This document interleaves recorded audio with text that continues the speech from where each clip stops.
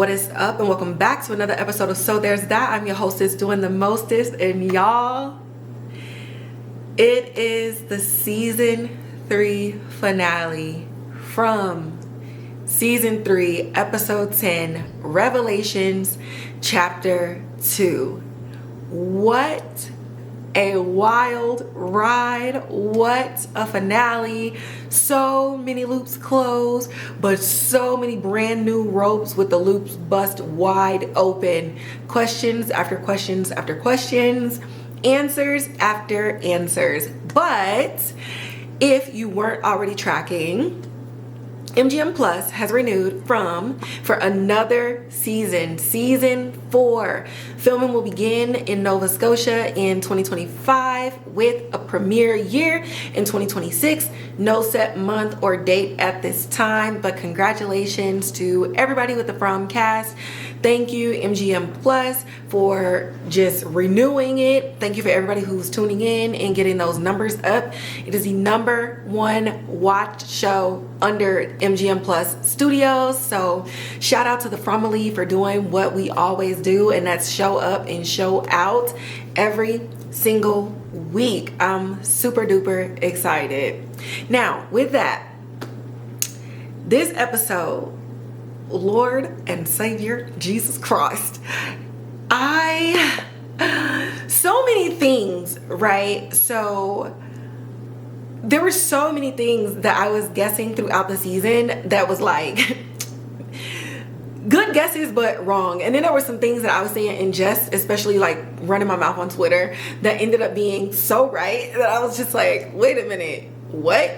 But as somebody who reads a lot of books like this, like I love thriller books, mystery books, where things are unfolding and you're like referencing previous chapters or previous conversations and stuff like that. Shows like this is right up my alley because I just really, really love listening to a conversation or seeing something written on a wall or finding a book and being like, oh my God, this happened in season 1. Oh my God, this happened in season 2.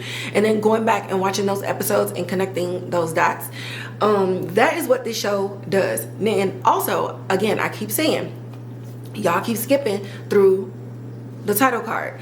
If you don't want to listen to the song because it's scary, cool. Watch all the information. With a show like this, every single thing that they show matters. And one of the things that I noticed at the beginning of this episode is like how much clearer and how much more crisp all the images and stuff were in this opening credits than it had been in some previous ones. And I thought I was going crazy. I said, why does it look like 8K Ultra HD? And then I was going back to other episodes and I'm like, okay, maybe this has something to do with the images being fuzzy or not really making any sense. And to finally being able to get those answers, it's almost like, you know, things are making more sense. Things are clearer. So I just love the direction, the production, the editing of the show from the very beginning to the very end of opening and closing credits. So very, very, very smart to do, to just lace everything in there. And then the title is not just a title, it actually means something to the plot and the story. So I just wanted to get all of that out, and at the end I'm gonna get all of my season 4 predictions out there as well. But let's dive right into the 59-minute season finale. Previously on From. So we had Randall telling Boyd that the worst thing out there isn't death. And again, we know that him, Julie, and Marielle experienced something.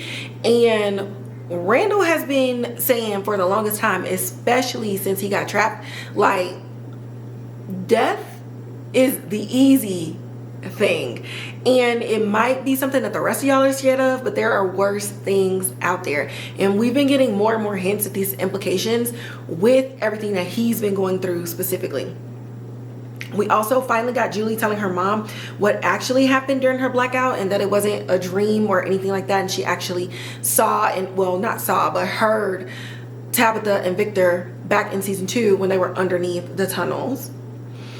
Then we also talk about the bottle tree and Jade thinking that it's the key to cracking the code and finally getting out of here. Then we got good old Elgin kidnapping Fatima and showing his whole ass hand to Ellis, basically being like, you know, what if she's out there doing something good for us? Like, I promise, like, I think she's gonna be okay. And I said it in the last episode. Ellis's face was like, you know something. And so where does that leave us now? Well, Kenny and Boyd are coming up with a plan, and Boyd lets slip where he last saw Fatima. And when Kenny's like, okay, well, what was she doing out there at the old shack? That's when Ellis walks in and he's like, Elgin knows something. So Ellis is telling Boyd and Kenny like everything that Elgin was talking about, and how basically it's seeming like he's been talking to something or someone. So basically either he has lost his freaking mind and is doing something of his own volition, or, as history has shown us, something is talking to him and it made him take Fatima. Either way, he knows what's up. So Boyd is like, okay, let's, you know, where is Elgin right now? And Ellis was like, you know, we headed back to Fatima. We headed back to Catalina house. So Boyd's like, okay, bet. Y'all head over to Catalina house and I'm gonna meet y'all over there in a minute. Then we end up going to Fatima, who is very, very pregnant. At this point, she's like 9 months pregnant, y'all. And she is over it. And the baby is like doing some weird shit and moving around in her body and everything like that. And she just starts to scream because she knows like something is coming and there's nothing that she can do. And as she screams, the title card comes. Que sera, sera. Love the song so much. Jim and Ethan are heading back to their house when Victor runs outside and sees them, and they're like, okay, what's up, Victor? Like, what brings you over here today? And Victor tells them that Tabitha had passed out. So Jim runs in the house, and this is the first time that Victor and Ethan are kind of like around each other ever since Victor snapped off on Ethan and basically was like, I don't want to be your friend no more. Like, everybody here dies. Like, I told y'all, like, stop questioning stuff, things of that nature. But Victor kind of confides in Ethan that he saw the boy in white and that he's really not helping them at all. Julie comes out and she's like, you know, let's just head over to the diner. And Ethan don't really want to go because he wants to see what's going on with his mom. And she's like, look, Dad and Mom need to talk. Let's just go over to the diner. You know, everything will be cool. And Ethan extends the invitation to Victor and Victor declines it. And it's just really sad because Victor and Ethan were really friends, and even though Victor is much older than him, there's no other kid there, and so that was the only person who Ethan could connect with. And now that connection is kind of severed because of all the things that Victor is going through and the fear that Victor has that what happened 40 years ago is getting ready to happen again. Jim is in the house and he's finally listening, and Tabitha is telling him like, this was more than like a vision. Like, I felt everything that Miranda felt, as if I was transported back there. Like, something is very different and something is off, but I also feel like she was trying to tell me something. And so Jim is kind of pondering some things, and then he's like, okay, and then he leaves real quick. So he heads over to the bar where Jade is working, and Jade is like, bruh, I do not have time for this shit today. And Jim does the humble thing and he apologizes for all of his antics that he did yesterday. And he finally admits that he's scared. He has no idea how to protect his family, but Tabitha has experienced something that Jade needs to hear, and he thinks that Jade is the only one who can help them get through this. So now we have, you know, this merry band of problem solvers and investigators in Tabitha, Jade, and Jim. And while it like took Jim forever and a day to come around, I've been hollering since episode 4, like Jade and Tabitha, especially with these kids being the reason that things are even happening and the kids and stuff showing up, that they're the only two who've been seeing these kids. So obviously it makes sense for Jim to go to Jade, but Tabitha also needs somebody on her side because this could be very frightening and she could feel like she's also going crazy. And so to have Jim finally jump in, especially with the information that Julie even said before and everybody's finally sharing the things, this is where things finally start to kick off. So when Boyd sent Ellis and Kenny back to Catalina's house, he went to the church to find Sara. Sara is often found in this church in a search of forgiveness, maybe her forgiving herself, and maybe her continuing to punish herself for even believing the monsters and causing Kenny's dad to die, that nurse that was helping him to die, and for killing her brother. But we find her in the church a lot, and Boyd even mentions, I was hoping to find you here. So he's filling Sara in on everything as they're walking back to Catalina's house, because she is the only other person that he knows who's been communicated with at this deep of a level. Like, he was only having things crawl underneath his skin. Randall is experiencing like cicadas and stuff like that, but other than Sara, nobody else has really mentioned to Boyd anything that's truly going on with them as far as being spoken to by this town. I don't even think Jim has said anything to anybody about Thomas even calling and taunting them. Not since the fake phone calls that was happening in season 1 and in season 2, when Jim was told that Tabitha shouldn't be digging the hole underneath the ground. So he went to the right person. We're gonna go to the expert. And Donna comes running out of the house and she's like, what the hell is going on? Kenny and Ellis are saying that Elgin can't leave. So Boyd's like, okay, well, where's Acosta? And this is one of those things where the way that he asked made it seem like he wanted to bring Acosta in on what was happening. But because Acosta was still out and he didn't really have any time to waste, he just told Donna, like, look, Elgin knows something, and so you need to make sure that nobody comes up in this house. Clear this house, get everybody out, tell them to go do something else, but we got stuff to do. So they're walking in the house. Elgin is on his way downstairs. He got his little backpack because the baby is coming, okay? God, Daddy Elgin's monster baby is getting ready to go and deliver this baby. But he's confronted with Boyd, Sara, Kenny, Ellis, and Donna and them coming up the stairs. And Boyd's like, hey, Elgin, what's up? I need to talk to you for a minute. Go ahead, give me this bag. But we need to talk. And Donna leads them to her room. So they have the chair set up, and it's basically 5-on-1. And Ellis is sitting down. And Boyd doesn't really know how to approach the subject other than just asking flat out, do you know where Fatima is?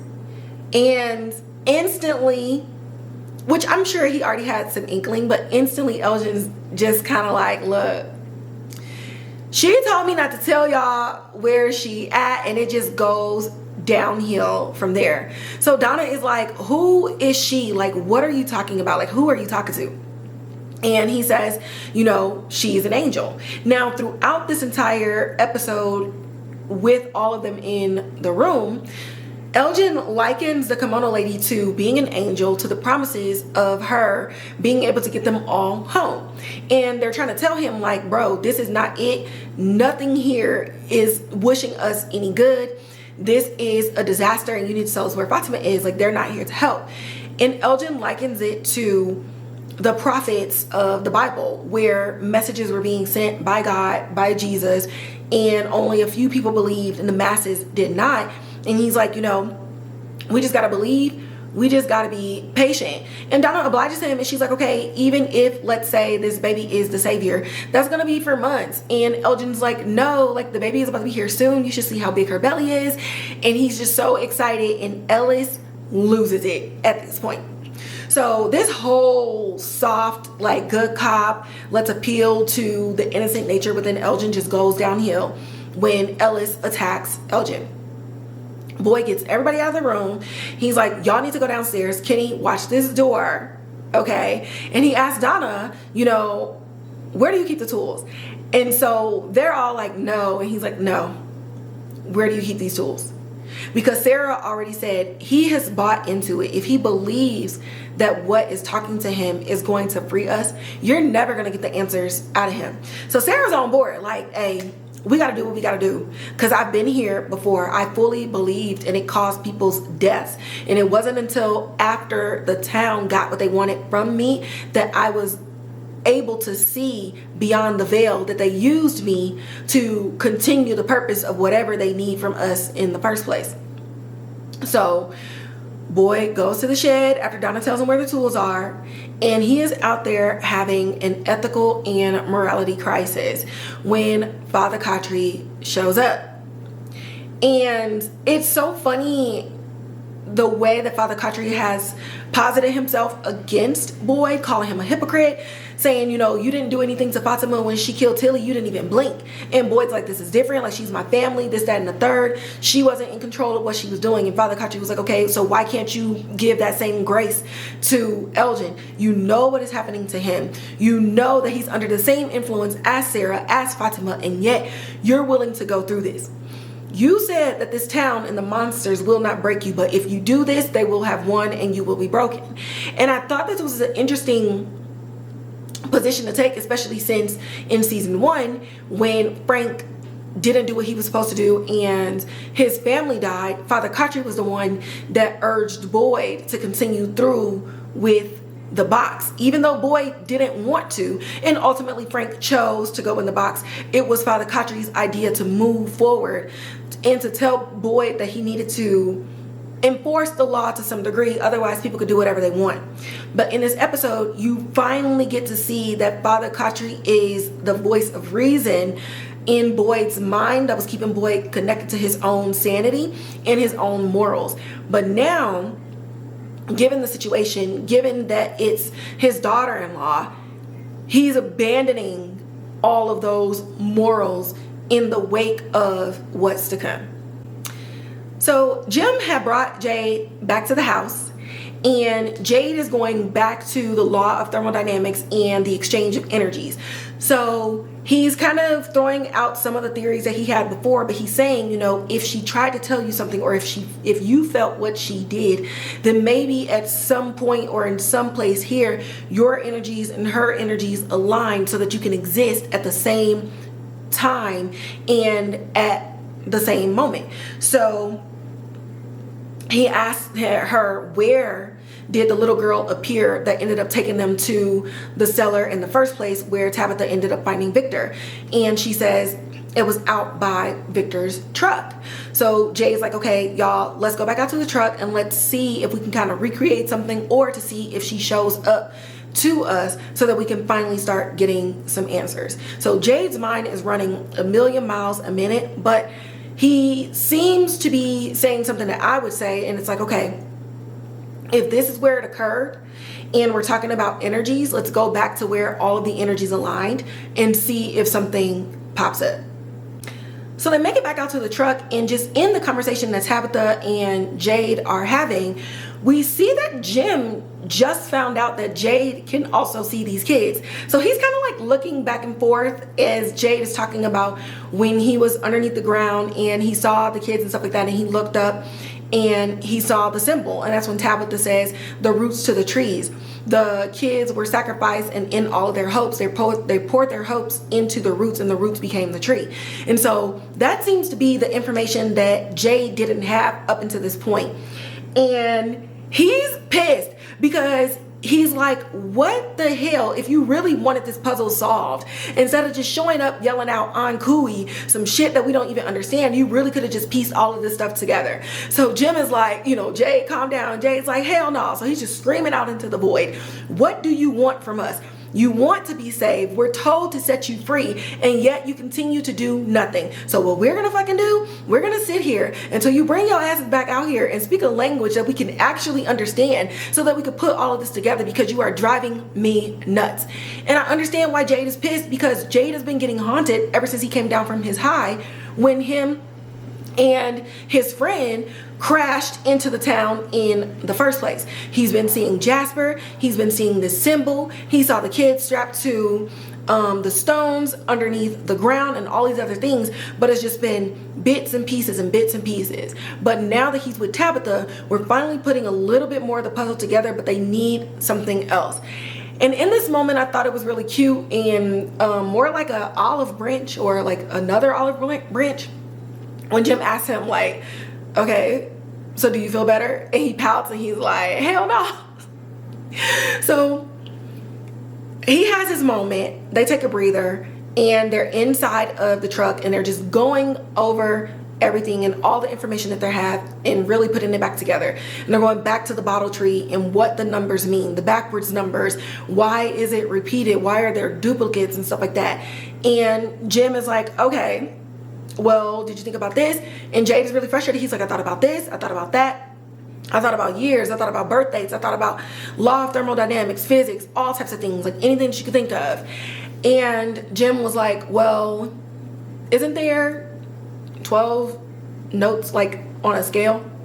And Jade kind of stops and he's like, well, my mom was a music teacher and, you know, I didn't really take up music, but, you know, I learned a little bit of things. And if everything is in cycles and sequences of 12 and they have all of these things, then maybe it's not years or birth dates or anything. Maybe it's music. And Jade is like, oh my God, you fucking genius. I love you. Go to your house because you need to get that violin that was hidden from me and meet me and Tabitha back at the bar. So Jade and Tabitha are back at the bar and he's finally like putting the pieces together and the scales and stuff like that. Now, I'm not sure if any previous seasons kind of talked about any musical abilities with Jade, but I mean, I guess he's like super smart and an engineer and all these other things. So it's not too far-fetched that he's able to remember the scales of a piano and piece them together, and apparently has perfect pitch. So as he's putting them all up, he's finally locking himself into a melody that feels familiar. And Tabitha feels something, but they don't quite know what it is. And she asks him, like, what is that? And he's like, I don't know. Like, it's just coming to me. So Jim walks in as he's still humming it, and Tabitha stops him as he's getting through like the end of the notes. And Jim is like, you know, what is that? And he's like, it just came to me. And Jim is always like, oh, stop, hold on, wait a minute. But this was one of the moments where you kind of lean into Jim's side. It's like, okay, we figured this out, we cracked this, and now this random ass song that you don't know came into your mind. Nothing they've ever given us here has done any good for us. Do you think it's like a coincidence that we figured out that it's music notes and you are humming this song and it just all of a sudden is like clicking? That don't make no sense.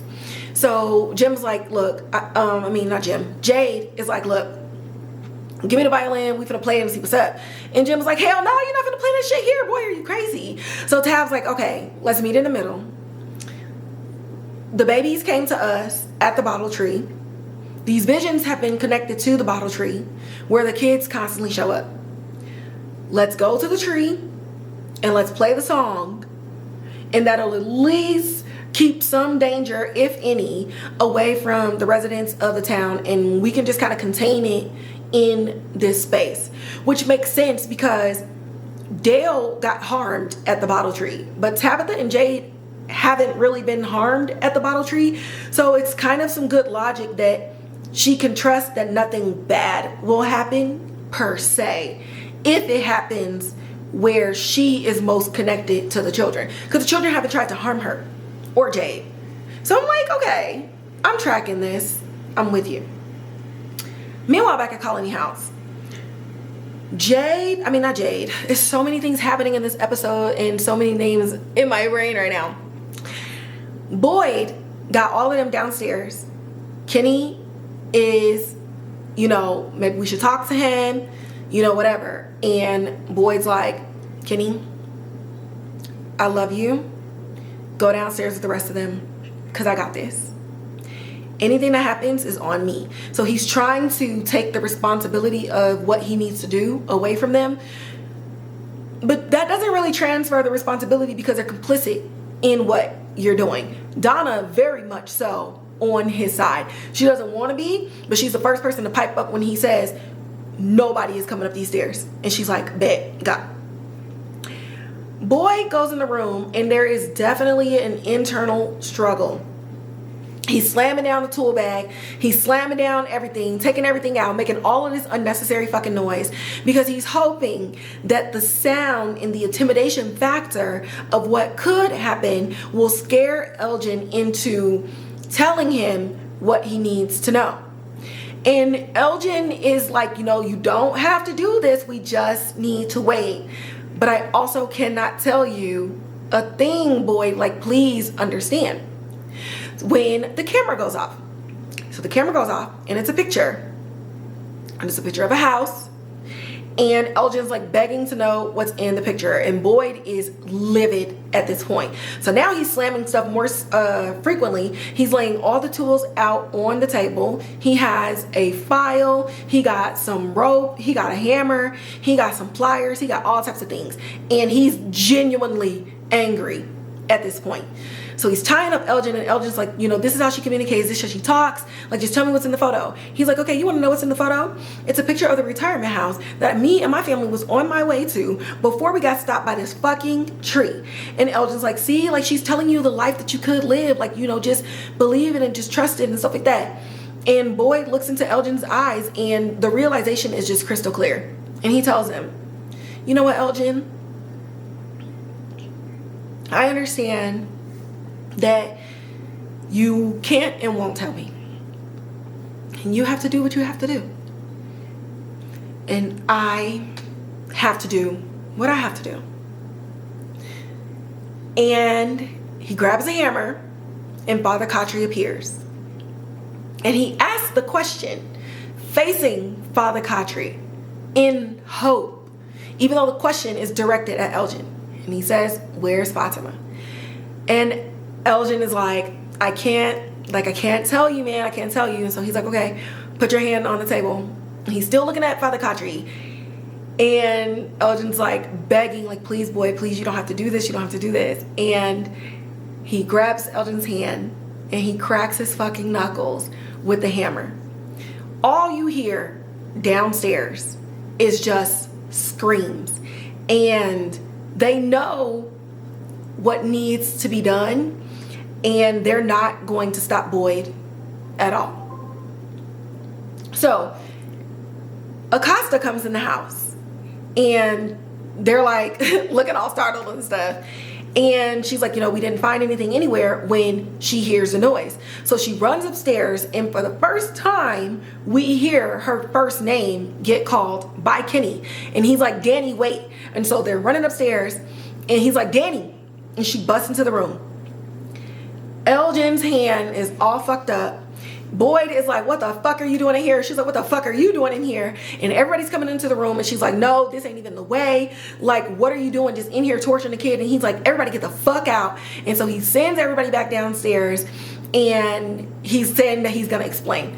So Boyd is explaining this to Acosta and she's like, well, this isn't the way. He's like, okay, since you fucking know every fucking thing, tell me what the right way is, because he knows where she is. And of course, as always, like everyone is, they're quick to criticize. But when Boyd asked him point blank, what would you do? And what will you do right now? I will change every tactic that I'm doing if you give me a better tactic. And like always, they always say, I don't know. So they downstairs arguing, trying to figure out what to do with Elgin and a better way to get things out. Boyd is frustrated. Danny is doing this whole self-righteous thing. Not as much as she did, though. I think because of the way things are escalating, she's quickly kind of like going into like holy fucking shit mode. But instead of panicking like she did when she first got to town, it seems like a rapid fire brainstorming session here to figure out how to get to Fatima without doing more harm to Elgin. Sara sneaks off. She's like, I ain't got time for this shit. So she goes up into the room and she's very calmly talking to Elgin. And he's like, Sara, you know, help me. You know, you of all people know. And she's like, you know, I do know. And I remember telling you when you got here why nobody talked to me. I told you how this town said that they were going to free us all if I killed a little boy. If I left the door open and it caused Kenny's dad to die, it caused his nurse's aide to die. I killed my brother. I've been outcast. I live alone. Nobody wants to talk to me. I told you that. Nothing here wants to help you. And Elgin fully believes like this is different somehow, because nobody's gonna get hurt if Fatima's baby comes.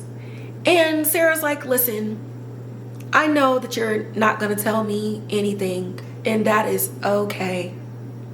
And you know what? Boyd really doesn't understand the levels and the lengths that he needs to go to get the information out of you. These motherfuckers already can't stand me, and I have already killed multiple times. And I know the hold that this place has on you, and I won't let Boyd break his morals, and I will not let the town break him and cause him to cross that line. So while they're downstairs arguing, Elgin lets out a blood-curdling scream. And I mean blood-curdling. So they all run upstairs and they see Sara, and she turns around and Elgin's eye is gouged out. And she just calmly says, she's in the root cellar. In this root cellar, Fatima was about to cut this fucking baby out of her baby. Like, she is done. Kill it before it comes out. When Kimono Lady stops her and says, it's time. And Fatima's water breaks. As all of this is happening, we're at the bottle tree. And Jade begins to play the song. And what I really love about this, from a director's note, from a music supervisor note, is as the song plays, all of the other events are occurring. Kimono Lady is digging this baby out of Fatima.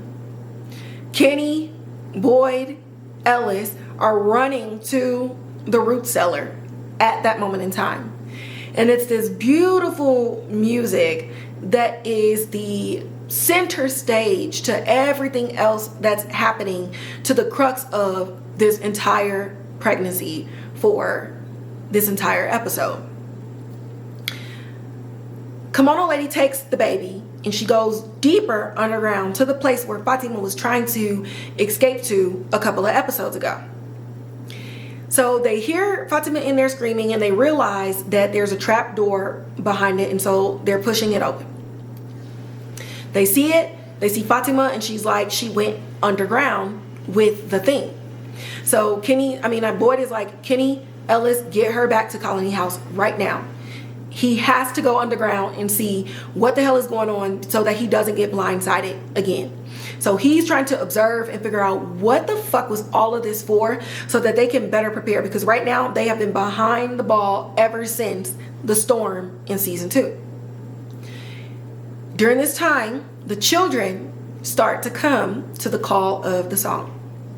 Jade sees them, Tabitha sees them, and the main girl, who is constantly showing up and delivering the messages to Tabitha and Jade, continues to walk forward while the rest of the children are surrounding the tree and just listening. So she comes up to Tabitha and she gets down on her knee, and Tabitha sits on her knees in front of her, and the song finally fades. And at the end of the note, the little girl says, Ankui. And Jade and Tabitha finally remember everything. What does Ankui mean? To remember. And Tabitha starts crying. Jade is tearing up, and Tabitha runs off. Jim goes after her, and he's like, what is it and what is going on? And she's like, the kids were sacrificed, and the reason we keep living this and we keep starting over is because me and Jade were here before and we weren't able to save them the first time. So we've been starting over and over and over trying to save them, and we fail every single time. And she says, I was Miranda and Jade was Christopher, and one of those children was our daughter. Now you remember when Thomas called the phone and he told Jim, but they aren't your children, are they? Apparently, at least one of them is not. And Tabitha's like, I need a moment to process all this information. And Jim apparently needs a moment because he doesn't chase her. He doesn't fight her. He doesn't do any of those things. Now, while all of these things were happening in the background, Julie and Ethan, when they went to the diner, she was talking to him about her basically going back in time and wondering if she can be able to change the story or alter the story. And Ethan tells her, you're just a story walker. You cannot change something that already happened. It's very pivotal to the point. You can only be an observer of that information. But like children are, they all hard-headed. And honestly, of the two, Ethan is the more mature one and Ethan is the more cautious one. But I think at this juncture, Julie has really been trying to find a way to just fit in and to live. But ever since she went past the threshold, she's finally throwing herself in a way to where she feels that she can do something to actually get them to go home. So for the longest time, across all 3 seasons, she's just been trying to deal and just been trying to cope and just trying to be there for her brother because her parents have not been parents at all. She's been abandoned and all these other things. But now it could feel exciting to feel like you have this power to be able to change something and to be able to get out and escape so that you can go back to some sense of a normal life and help everybody out of here. And so when you have these teenage thoughts and irrational ideas with somewhat of a power, are you really gonna listen to your baby brother? Hell no. You're gonna try to help. So that happened at the diner. But what's happening underneath the earth is we get back into that tunnel and Boyd has followed Kimono Lady down there. So there's this whole like seance circle and she drops this fetus sack in the middle of it and it starts wriggling and it's moving and then a body begins to stand up and Boyd is watching from around the corner. And as it finally fully realizes and the skin and the sack starts to peel off, it turns around and it is Smiley reborn. Yes, the same Smiley that Boyd put those things inside of his skin and killed last season. And Boyd's face, much like the rest of us, is what the fuck? So in the forest, Jim is just trying to figure some shit out and he goes to a flashback of one of the conversations that we didn't see when they were driving into the town, and it was a conversation during their car ride where they weren't arguing. He was just talking and trying to reminisce about the good old days when Julie is screaming at him in the forest to hurry up and run and leave.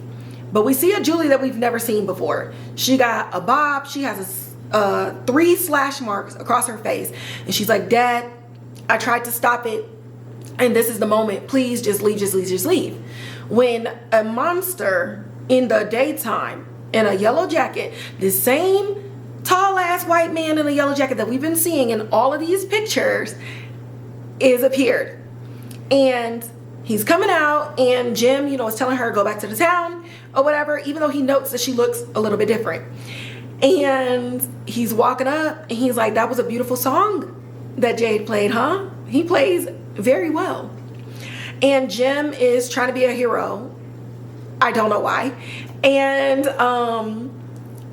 in this moment, I'll give my predictions afterward. I'll just say what happened. But in this moment, Jim has always been talking about he wants to save his family. He wants to protect his family. He wants to do that. And it seems as though he knows he cannot win. And so he's doing his best at a final attempt to actually try to protect one of his family members. When he goes to hit the monster grabs him by the throat and he says, I told you your wife shouldn't have dug that hole. And he rips his fucking throat out.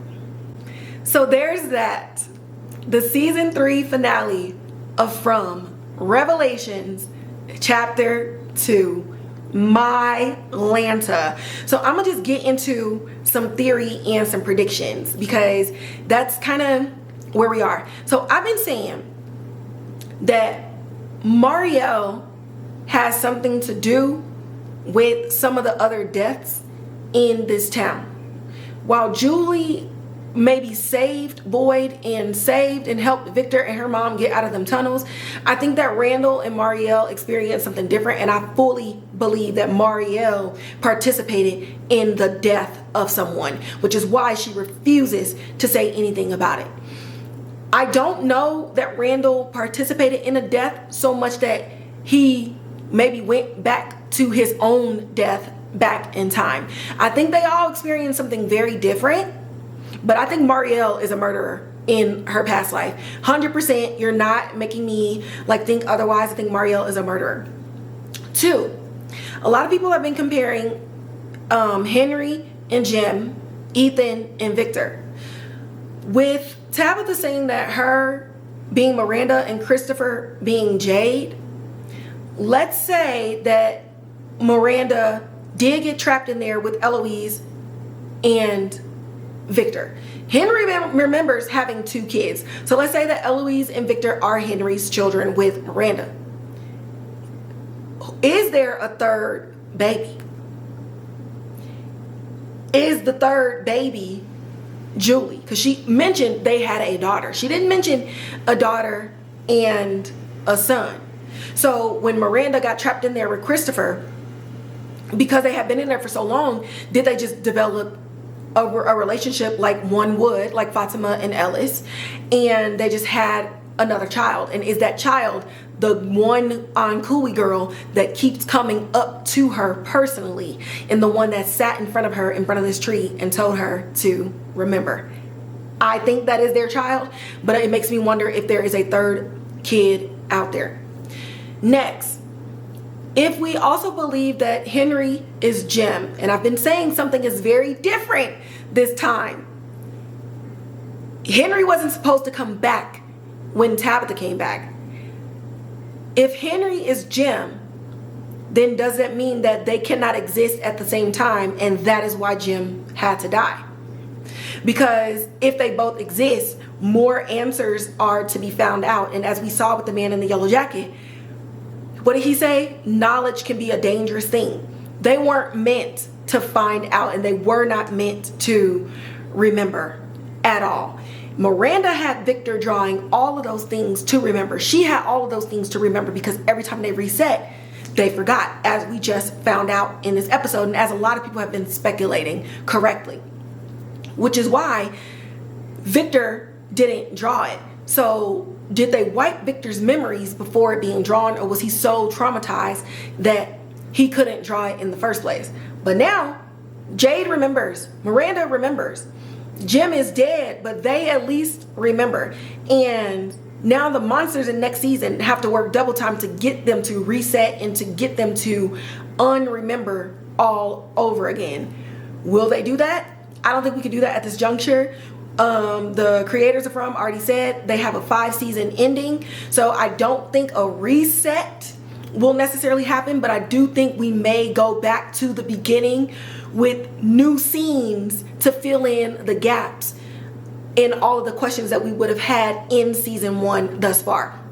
I think we might see new scenes to answer everything that came up in this season finale specifically. I also don't believe that Victor and Ethan are the same. I feel like at the end of this episode, I don't think that they are parallel dimensional versions of each other. For some reason, I feel like Ethan is the boy in white. I don't think that Ethan is a younger Victor at all. Don't ask me why. I just feel it in my soul that Ethan is the boy in white. The way that Ethan is able to solve a lot of the problems and the questions that people have, especially with his stories and things of that nature, it just seems like he is very wise beyond his years in the way that the boy in white is as well. And Ethan has seen the boy in white, but he hasn't seen anything or anybody else. So why only him? So there is a connection to this town that Ethan has, but it's very limited.